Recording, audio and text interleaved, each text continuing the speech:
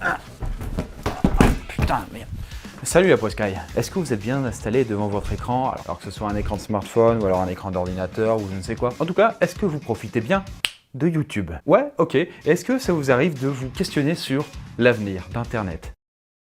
D'ici par exemple à tout hasard 2030, pensez-vous que vous continuerez toujours à regarder des vidéos, des youtubeurs, etc. Attention à ce que vous allez me répondre, parce que 2030, ça n'est que finalement que dans 12 ans. D'ailleurs, où est-ce qu'on en était il y a 12 ans? Peut-être que certains d'entre vous s'en rappellent. Oui, nous étions en 2006.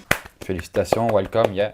Mais à ce moment-là, il y a 12 ans, YouTube venait tout juste d'être créé. Et aucun des youtubeurs que vous connaissez n'existait encore sur la plateforme. Ça venait d'être créé mais simplement aux États-Unis. Snapchat et Instagram n'existaient tout simplement même pas. Twitter de son côté n'en était qu'à ses balbutiements, était un truc un petit peu de geek hipster, et Facebook venait tout juste de se faire connaître en France et remporter un large succès auprès de tout le monde. C'était branché, c'était sympa quoi. Et bien si vous me regardez depuis votre smartphone, ce qui est le cas pour la petite anecdote d'à peu près la moitié des gens qui me regardent, ça doit être le cas plus ou moins avec pas mal de youtubeurs je suppose, et bien sachez qu'en 2006, tout ça n'aurait pas été possible. Et oui, on en était encore au portable à grosse touche, vous savez, avec les tout petits écrans dégueulasses. Et oui, parce que je vous rappelle que le tout premier smartphone, l'iPhone, n'était sorti que un an plus tard, en 2007. On peut dire qu'on en a fait du chemin depuis cette époque, qui était pas si lointaine que ça, finalement, c'était il y a 12 ans. Et pourtant, si on se projette dans 12 ans, en 2030, qu'est-ce que ça pourrait être?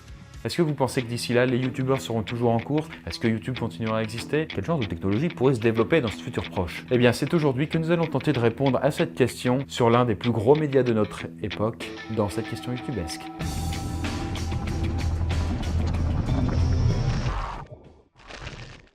Commençons par le commencement avec YouTube. Quoi de nouveau en 2030? Eh bien, déjà, on peut imaginer que notre façon de regarder les vidéos pourrait un petit peu changer, notamment à cause de la réalité virtuelle. D'ailleurs, pour l'info, il est déjà possible de voir quelques vidéos en réalité virtuelle sur YouTube. Malheureusement, cette technologie n'en est qu'à ses débuts, et ce genre de format passe quand même plutôt inaperçu, entre nous, je veux dire, la VR.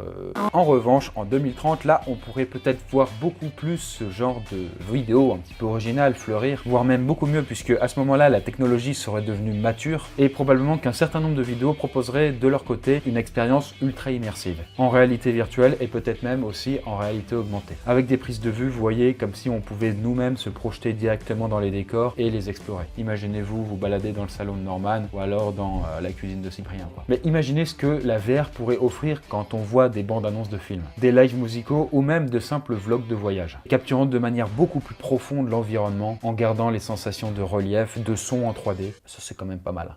Parallèlement, les ordinateurs et les smartphones aussi auront beaucoup évolué. Et le nouveau dada des concepteurs semblera être la projection holographique à partir des écrans des téléphones. Et certains experts comme David Fatal, oui c'est son nom, eh bien pensent que d'ici une dizaine d'années, les contenus que nous regarderons, vous, moi, votre grand-mère, etc., enfin votre grand-mère, bon, seront tous en 3 dimensions, sous forme d'hologramme. De cette manière, vous pourriez admirer vos youtubeurs préférés directement projetés devant vous, comme s'ils étaient à vos côtés. D'ailleurs, la plupart de nos objets connectés seraient équipés d'écrans 3D. Et nous n'aurions plus besoin, heureusement, de lunettes ou d'accessoires à la con pour pouvoir les regarder. Si vous voulez, c'est comme la Nintendo 3DS, mais en mieux et sans le mal de tête aussi. Ce genre de technologie ne serait donc pas réservé qu'à YouTube, mais s'étendrait aussi aux écrans de télévision, de cinéma, d'ordinateur, aux tablettes tactiles aussi bien sûr, ou même aux montres connectées. Et on peut à partir de là imaginer que la frontière entre le réel et le virtuel serait de plus en plus mince et difficile à définir. Et de cela entraînant donc tout un tas de problèmes comportementaux tout à fait amusants.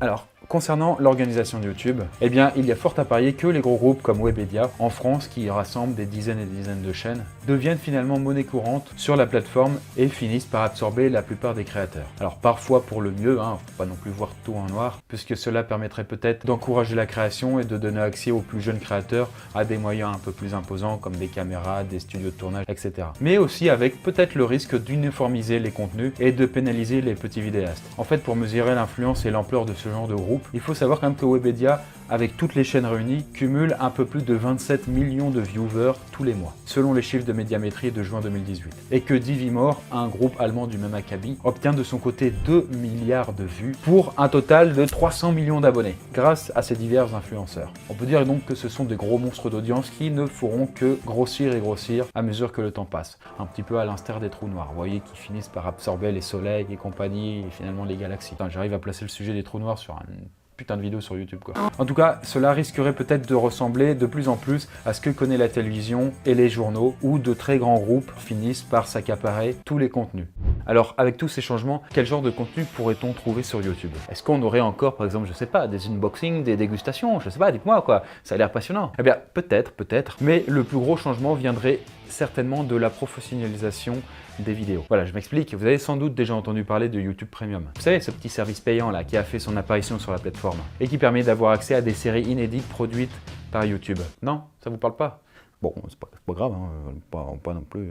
Et bien, ce qui est proposé ressemble pas mal à ce que pourrait produire, vous voyez, du Netflix. Et par exemple, les deux séries françaises de Studio Bagel et de Golden Moustache sont les plus pros et les plus ambitieuses que l'on pouvait trouver sur YouTube il y a encore déjà quelques années. On peut donc penser que ce genre de format se développerait de plus en plus. Et que donc bientôt, beaucoup d'autres séries, de plus en plus recherchées, viendraient donc gonfler les rangs des productions YouTube Premium. Et donc, en 2030, d'ici 12 ans, YouTube pourrait produire une multitude de séries et de films, sont alors tout simplement à la tête des plus grands sites de streaming, à l'instar donc du coup de Netflix. D'ailleurs, sans doute que beaucoup de ces productions mettraient en scène des youtubeurs qui entre-temps se seraient reconvertis pour devenir acteurs ou réalisateurs.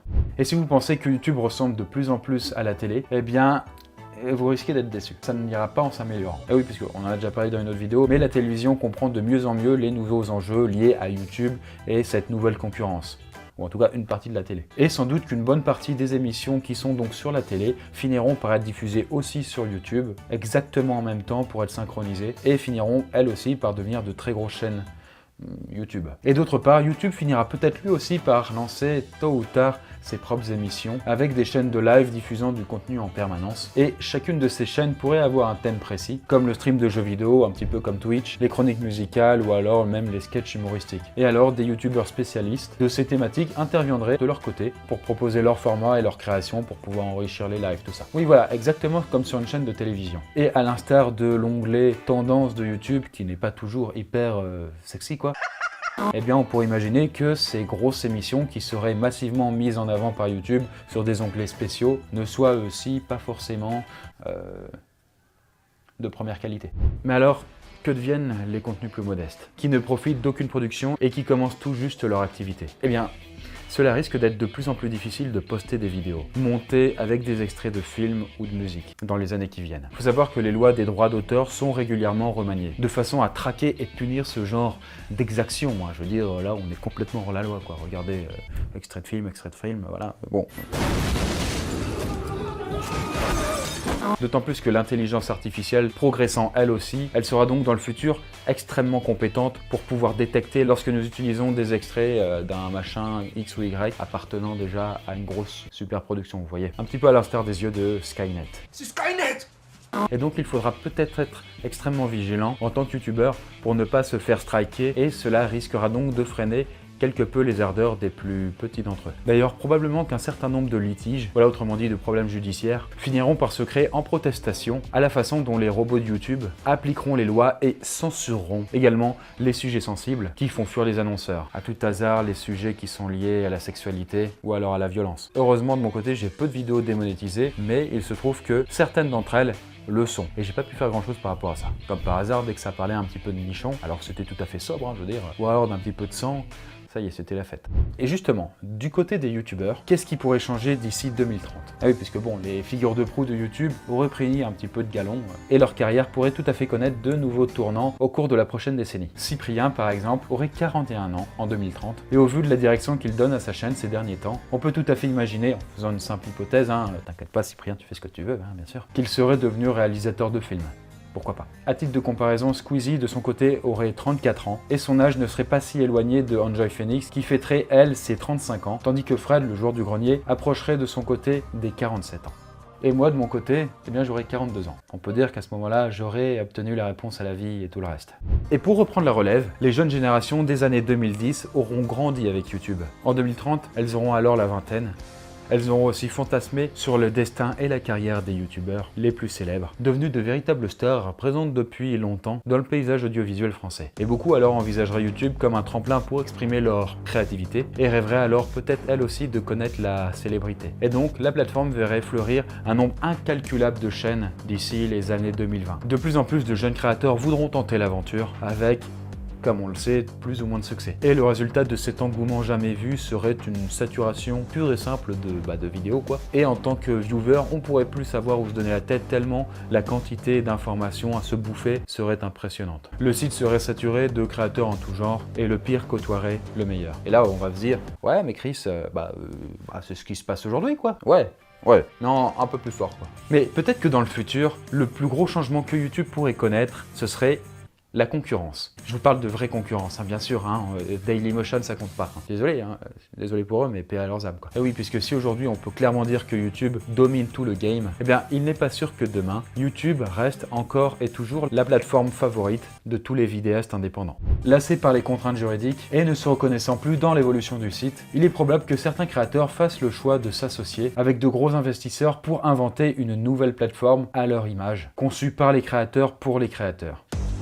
Ce YouTube alternatif permettrait peut-être de connaître et de retrouver l'aspect amateur qui faisait les grandes heures de la célèbre plateforme et qui manque, mine de rien, à beaucoup de vidéastes nostalgiques. On peut donc imaginer que certains gros vidéastes à succès d'aujourd'hui, ne trouvant alors plus suffisamment de liberté sur ce YouTube devenu trop grand, trop froid, trop impersonnel, migreraient alors sur cette nouvelle plateforme et la rendraient alors attractive et crédible aux yeux de cet Internet du futur.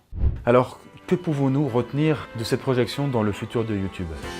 Eh bien, si l'on résume ce qu'on a essayé de dire dans cette vidéo, on finirait par y trouver des séries à grosse production et des films à l'image de Netflix, mais aussi des émissions, des clips musicaux et des chaînes de live, de plus en plus semblables aux programmes télé. Et peut-être que la télé elle-même finirait par fusionner avec ce qu'on continuerait peut-être à appeler plus ou moins YouTube. Et on pourrait regarder tout ça en réalité virtuelle, ou en 3D, ou même, avec un peu de chance, sous forme directement d'hologramme. Et peut-être qu'en étant un peu pessimiste, on pourrait imaginer que YouTube, ne sachant plus s'adapter à la demande de créateurs, se fasse alors dépasser par une autre plateforme, sachant mieux utiliser les codes de cette nouvelle génération, et en s'alliant parfaitement aux nouvelles technologies. Mais peut-être que vous vous dites, non c'est impossible, YouTube est trop gros, il pourra jamais tomber. Pourtant, des entreprises comme Kodak, qui étaient les maîtres incontestés de la photographie au XXe siècle, ou MySpace pour Internet, qui lui aussi a régné en maître pendant des années, ont elles aussi fini par y laisser leur place.